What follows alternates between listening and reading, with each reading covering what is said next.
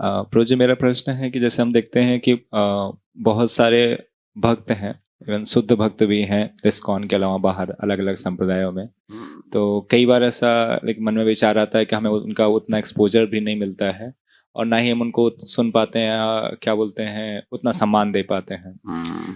तो मतलब ऐसा मन में आता है, तो कैसा विचार रखना चाहिए? क्या हम देखिए, इस्कॉन में हैं? अभी इस्कॉन में रहते समय दूसरे संप्रदायों को छोड़िए, इस्कॉन के अंदर भी गौड़िया मठ जो है, इस्कॉन तो गौड़िया मठ का एक उधर से ही हम इस्कॉन का ये हुआ है, ऑफशूट आया है।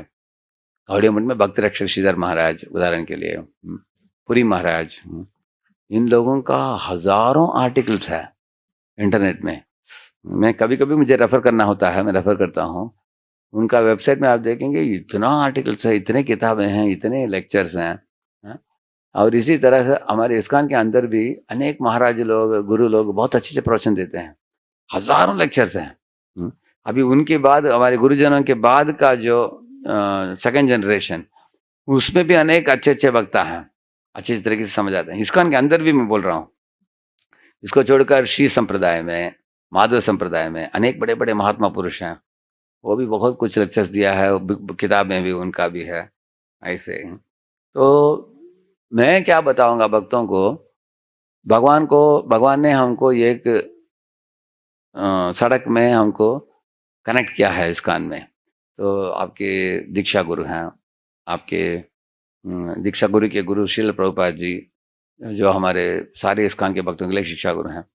तो ये दो लोग आपके लिए बहुत इंपॉर्टेंट हैं, हाँ? आपके दीक्षा गुरु और प्रभुपाद जी। तो प्रभुपाद के हम क्या कर लेना चाहिए, रोज कम से कम प्रभुपाद जी के आधा घंटा सुन लेना चाहिए। अच्छा, और दीक्षा गुरु का भी आधा घंटा सुन लेना चाहिए। अभी 1 घंटा हो गया। अब 1 घंटा होने के बाद जो है, बाकी और भी सुनना चाहते हैं, तो ऐसे वक्तों को चुनिए, इस्कॉन के अंदर ही चुनिए, बाहर मत चुनिए। इस्कॉन के अंदर ही, या तो सीनियर जनरेशन का, नहीं तो सेकंड जनरेशन का, जिनका भी हो। जिस व्यक्ति के प्रवचन सुनने से आपके अंदर परिवर्तन आता है। देखिए, हम मनोरंजन के लिए सुनना नहीं चाहिए, मनोरंजन सुनने से मन का स्तर पर है। अगर हम इंफॉर्मेशन के लिए सुनते हैं, वो भी इंटेलिजेंस के लिए है, लेकिन हृदय से सुनते हैं। देखिए, तेने ब्रह्म हृदय या आदि कवये मुख्यंती असुर, इसका मतलब है भगवान ने ब्रह्मा के हृदय में दिव्य ज्ञान दिया। तो you should pass from one heart to another heart. हम बोलते हैं ना, बॉटम ऑफ द हार्ट बोलते हैं ना। इस तरह किसी का प्रवचन बहुत स्पर्श करता है, हमारे हृदय को छूता है। तो हृदय को छूने का मतलब है उसके प्रवचन सुनकर हमारे में बदलावट आया है। ऐसे व्यक्ति को हम शिक्षा गुरु बोलते हैं। तो ऐसे शिक्षा गुरु, ऐसा नहीं कि एक ही शिक्षा गुरु है, ऐसे अनेक शिक्षा गुरु हो सकते हैं। जैसे मैं 10-12 लोग हैं मेरे पास, जैसे इस वाले गौर गोविंद महाराज, इस वाले सत्सुबदास महाराज, ऐसे अनेक लोगों से सुनता हूँ मैं, उनका आर्टिकल सुनता हूँ।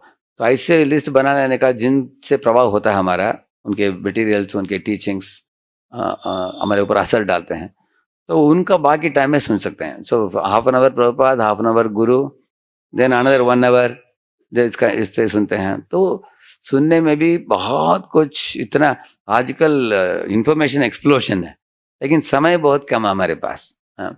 समय बचता नहीं, इसलिए बहुत बुद्धिमता से हमें रीडिंग हियरिंग करना